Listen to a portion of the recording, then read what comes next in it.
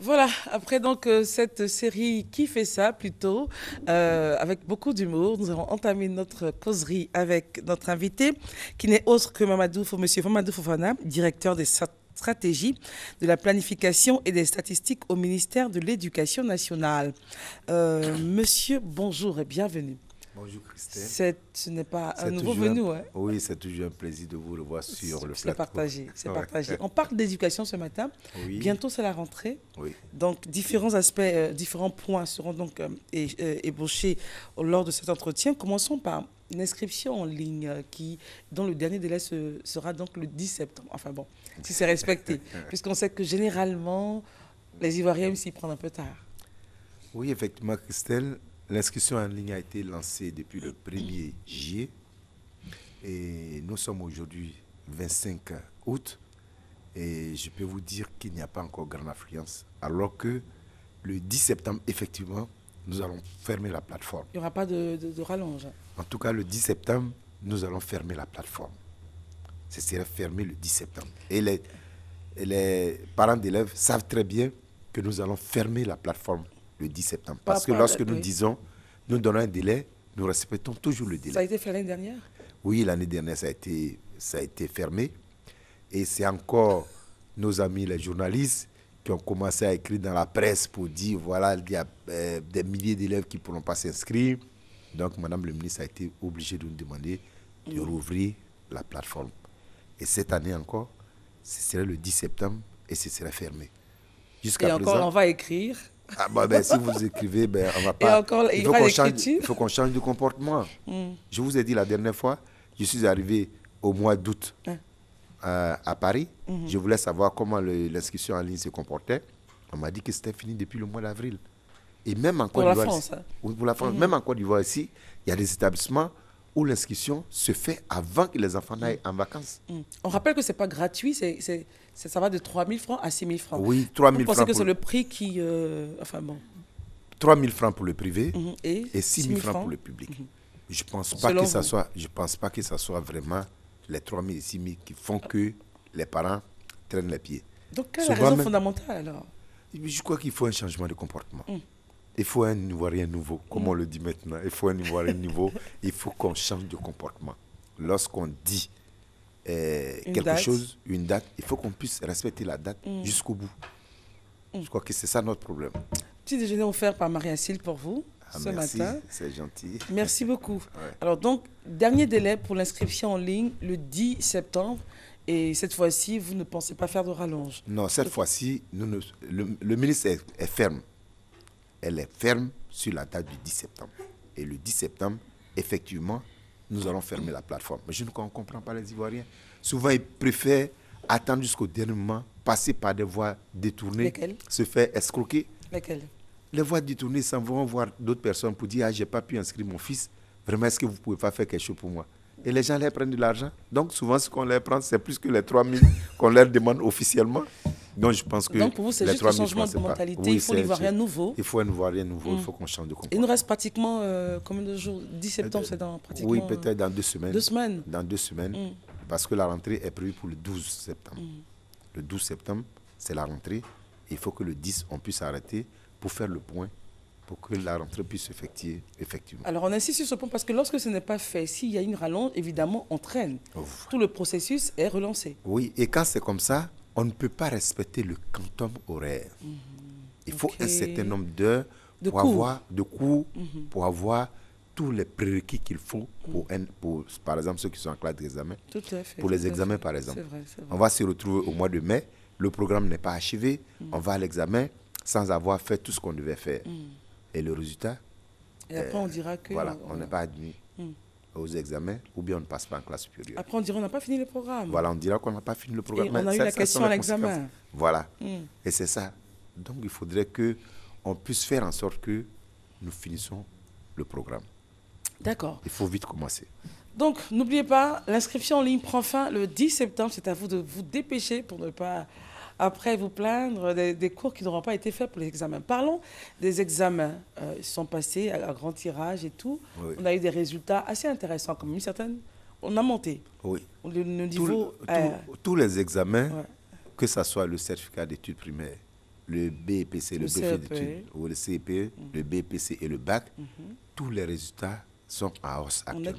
En nette progression. Parce que tout simplement, nous commençons les cours effectivement au mois de septembre.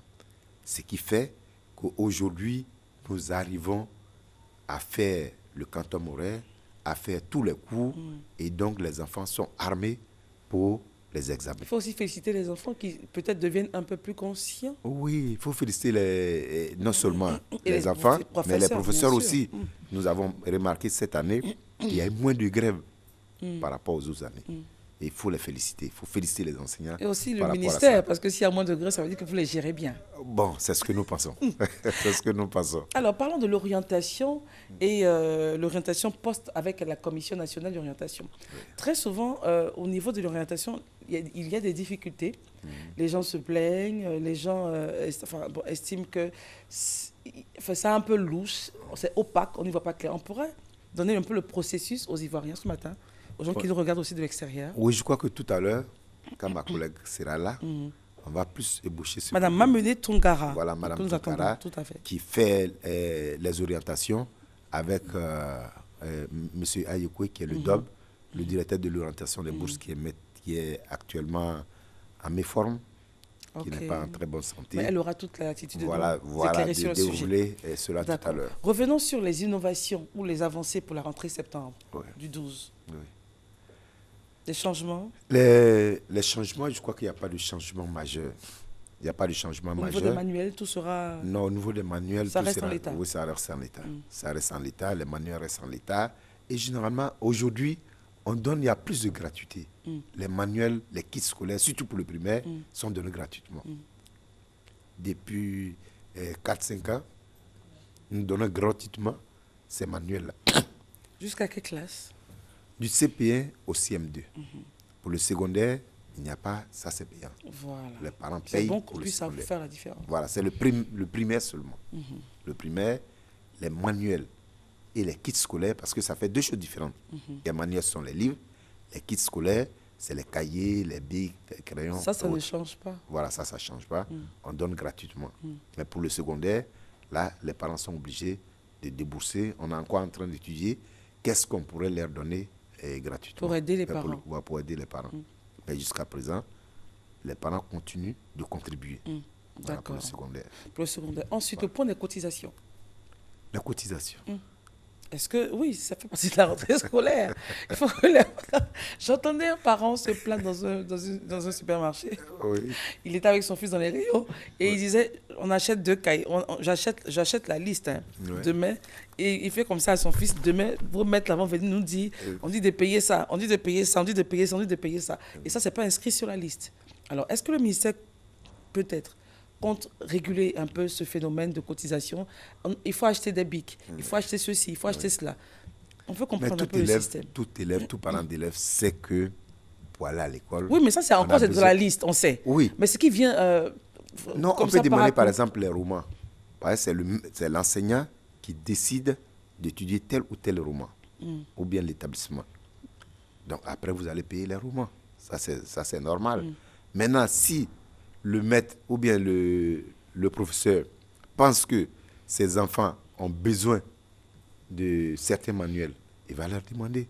Parce qu'il pense que leur niveau n'est pas très bon et qu'en prenant tel ou tel livre, il pourra encore booster leur niveau. Et les fascicules vendus dans les établissements, vous avez un regard dessus? Oui, ça c'est interdit. Je crois que l'inspection générale même est à pied d'œuvre pour juguler ce problème-là. C'est interdit la vente des manuels. Parce qu'on dit à l'élève, si vous n'avez pas, vous ne pouvez pas... Oui, c'est ce que nous constatons malheureusement sur le terrain. C'est ce que nous constatons. Mais je crois que l'inspection générale est en train de faire les mains et pieds pour qu'on puisse finir avec ce problème de manuels, de fascicules. De fascicules. Parce que généralement, tout est dans le livre. Et subitement, tout est dans le livre. Et on sélectionne des choses, on met dans un fascicule. C'est ce qu'on donne au devoir. Bon. C'est malheureux, mais c'est ce que nous constatons. Mais aussi. Vous travaillez à cela? Voilà, nous travaillons à cela, surtout l'inspection générale. Le point des transferts? Les transferts, aujourd'hui, on a fini complètement avec le temps. Les résultats sont disponibles ce matin même. Ah. Ce matin, les résultats sont disponibles. Tous les enfants qui ont désiré changer d'établissement, aller dans un autre établissement. Je ne dis pas ceux qui ont été affectés cette année. Ceux qui ont été affectés cette année, ça c'est les réaffectations. Mais les transferts, ceux qui étaient déjà dans les établissements, qui veulent aller dans un autre établissement parce que le parent a changé, par exemple, de lieu d'habitation, ces transferts-là sont disponibles. Nous avons eu cette année plus de 17 000 cas. Vous avez géré 15 900... Voilà, nous avons pu traiter 15 960 cas. Et le restant? Le reste, c'est parce qu'ils ne répondaient pas aux normes. Il y a des normes quand même. Lesquelles? Par exemple, un élève qui n'a pas sa moyenne de classe ne peut pas demander un transfert. Lorsque vous n'avez pas votre moyenne, vous ne pouvez pas. Et puis, vous ne pouvez pas demander un transfert d'un public pour aller dans un privé. Vous pouvez demander le transfert du public, du privé vers le public. Parce que tout simplement, lorsque vous quittez le privé pour venir vers le public, l'État gagne. Parce qu'on n'a plus à débourser de l'argent pour cet enfant-là. Juste une pause, M. Fofana, restez en notre compagnie. Nous allons partir juste pour une coupure publicitaire et on se retrouve dans quelques instants.